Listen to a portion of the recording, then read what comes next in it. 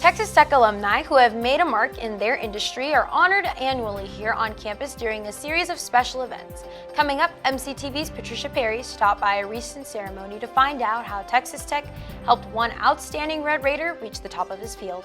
Former students aren't the only Red Raiders making the news this week. We'll show you how some spirited athletes on one Texas Tech team got their guns up and brought home yet another national championship to the Hub City.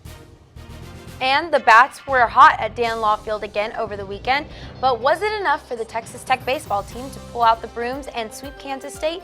MCTV's Alejandra Salazar has a look at all the action from the Diamond in sports. This is the MCTV Weekday Update. Welcome to the Monday edition of the MCTV Weekday Update. I'm Kamryn Mendoza. And I'm Nathan Boles. Every year, colleges and departments throughout the university honored their best and brightest former graduates during a series of award ceremonies. Last week, the College of Media and Communication recognized 5 distinguished alumni during a special ceremony at the Frazier Alumni Pavilion. MCTV's Patricia Perry was at the event and joins us now with the story of one honoree who says everything he learned here has carried him to where he is now. Patricia? Thanks, Kamryn and Nathan. On Friday, COMC awarded alumni that left the university and went above and beyond expectations. One CEO of a software company happens to be a beloved alumni from the college. He said he is thrilled to receive this award and recognizes Tech as the reason for his success. It is an honor to be an outstanding alumni. I bleed red and black. Beck was awarded the Outstanding Alumni Award for how far he has come since graduation in 1992. He says Tech is the one to give thanks to. Texas Tech really instilled in me, the ability to work hard. And if you work hard, you can earn anything you want. Beck started his career in an advertising firm, and now he is the CEO of Tabulate, a technology company that delivers services to the hospitality market. He says he still uses the skills today that he learned in the College of Media and Communication. I learned a lot of technical things around communications, how to be persuasive, how to write very well, how to read other people, how to create the appropriate body language. Beck truly believes that Texas Tech sets all of their students up to go far. If you're a student here at Texas Tech, you are fully prepared to go out into this world and kill it. Congratulations to Monty Beck for receiving this Outstanding Alumni Award. Along with Beck, Lynn Gilmore and Brett Gray were also recognized with the Outstanding Alumni Award. And Meredith Imes was awarded the college's first ever Public Service Award. At the end of the night, Chris Traylor was inducted into the Media and Communication Hall of Fame, which is the highest award given by the college. Back to you, Nathan. Thanks, Patricia. The College of Media and Communication wasn't the only group on campus with something to celebrate over the weekend. Some other Red Raiders are bringing home yet another set of trophies after competing in national competition. Members of Texas Tech's Spirit program headed to Florida last week for the annual National Cheerleaders Association and National Dance Alliance Championships. During the competition, the co-ed cheer squad finished in second place on Friday. The Red Raiders were beat out by less than 0.2 of a point by Oklahoma State. But one day later, Raider Red competed in the mascot championship and took home the top prize. The win makes this the second year in a row that the university's mascot has won the national championship. Overall, Tech's Spirit program has become one of the top groups in the nation. Tech Cheer won national championships in 2017 and 2019, and Tech's Pom Squad won the national championship in Pom in 2018, 19, and 21, and the Jazz Championship in 2017, 18, and 21. Tech Pom did not compete in this year's national championships. Instead, the group is representing the United States in the International World Cheerleading Championships, which will be taking place later this month in Orlando. In other news, the Texas Tech community received yet another crime alert notification over the weekend. But as of today, the suspect is in police custody. The Lubbock Police Department arrested a male suspect yesterday after he stole a car on campus early Sunday morning. 38-year-old Victor Yanis was arrested for aggravated robbery of the vehicle in the Clement Resident Hall parking lot. Officers say he pulled a knife on the victim and demanded the keys to the car. Yanis then got in the vehicle and drove towards 19th Street. Yesterday's robbery was not the first on campus this school year. Back in September, another armed robbery took place outside of Clement Residence Hall, and another suspect attempted to rob a student in Urbanowski Park just one day later. In light of the most recent incident, the Texas Tech Police Department is again reminding students to be aware of their surroundings and to report any suspicious activity to campus authorities. If you do notice anything out of the ordinary or need to report a crime, you can contact TTUPD by calling 806-742-3931. And as always, in the event of emergency, call 911. Over the weekend, the South Plains area enjoyed another round of spring weather, with temperatures climbing near 90 degrees both Saturday and Sunday. That's true, Kamryn, but unfortunately the West Texas area remains dry as we head even deeper into drought, and the fire danger will be steadily increasing as we head into this week. Let's take a look at the MCTV forecast.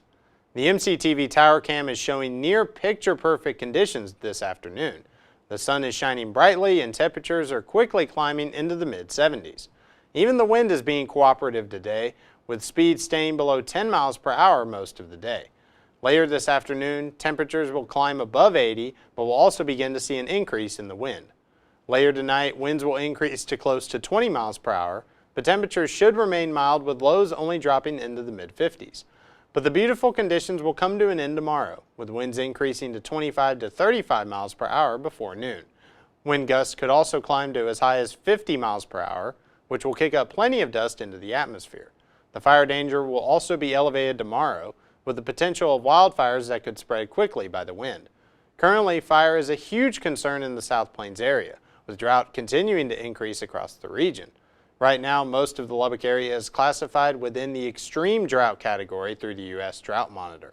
Some areas east of the city fall in the exceptional drought category, which is the most severe level of drought. Either way, our area is currently experiencing one of the longest dry periods in the last couple of years.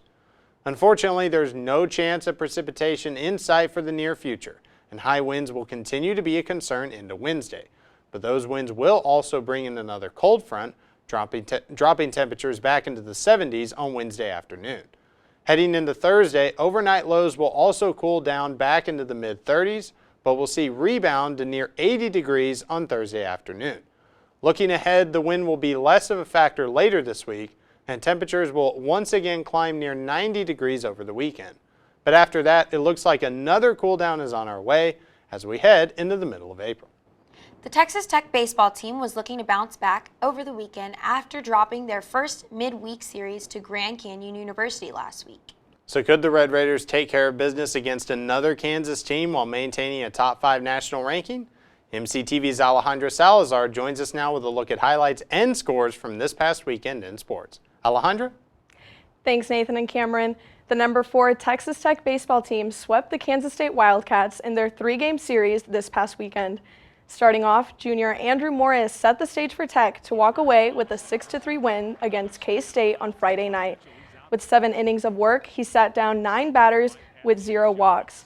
In the top of the 6th, the Wildcats loaded the bases with their first 3 batters on a pair of singles and a hit by pitch, helping them take the lead 3-1. Tech answered the next half of the inning with Owen Washburn clearing the bases with his 6th double of the season. Moving on to Game 2, the Red Raiders took an early lead in the first with 3 runs and kept that momentum going to shut the Wildcats out 14-0 to clinch the series. On to the series finale, Kansas State jumped on early with a leadoff home run in the 2nd and 3rd inning. While both teams scored once in the 4th, Tech would still be trailing 4-2. Leading up to the bottom of the 9th, Tech rallied back as Zach Vuletich started the inning off with probably the most timely first home run of the season, cutting the deficit to 1. A single from Cole Stillwell put him on first base with Jace Young due up. With a 2-2 count and both strikes being 5 foul balls, Young walked it off with a homer to the right center field fence, sealing their first Big 12 series sweep since 2019. Up next for the Red Raiders, they're back on the road for their next 6 games, starting with the game against the Oklahoma Sooners at a neutral site in Amarillo tomorrow at 6 p.m. If you can't make the drive up to the game, coverage will be available on ESPN+. Switching gears to tennis, the men's tennis team secured a perfect 2-0 weekend with another 3rd set tiebreaker win.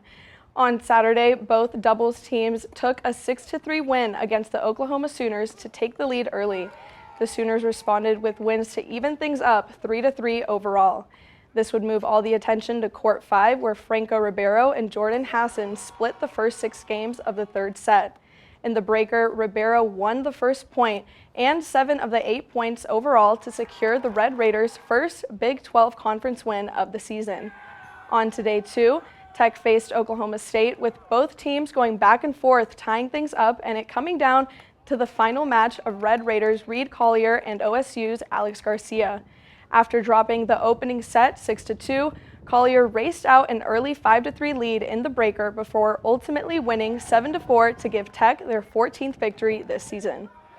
Coming up for tennis, the Red Raiders will close out the regular season this Saturday as they host Baylor, with first serve set for 5 p.m. To stay up to date with live stats and scores, you can visit texastech.com. That's all I got for sports. Back to you guys. Thanks, Alejandra. So Nathan, did you make it out to any of the games this weekend? I did see tennis on Friday, and then I got to see baseball walk it off on Sunday. Did you? I didn't, but I think I gotta head out to some of those games. They seem super fun. You really should. Yeah. That's all for today's edition of the MCTV Weekday Update. Thanks so much for joining us, and be sure to check ttuhub.net every day for more news. We'll see you on Thursday.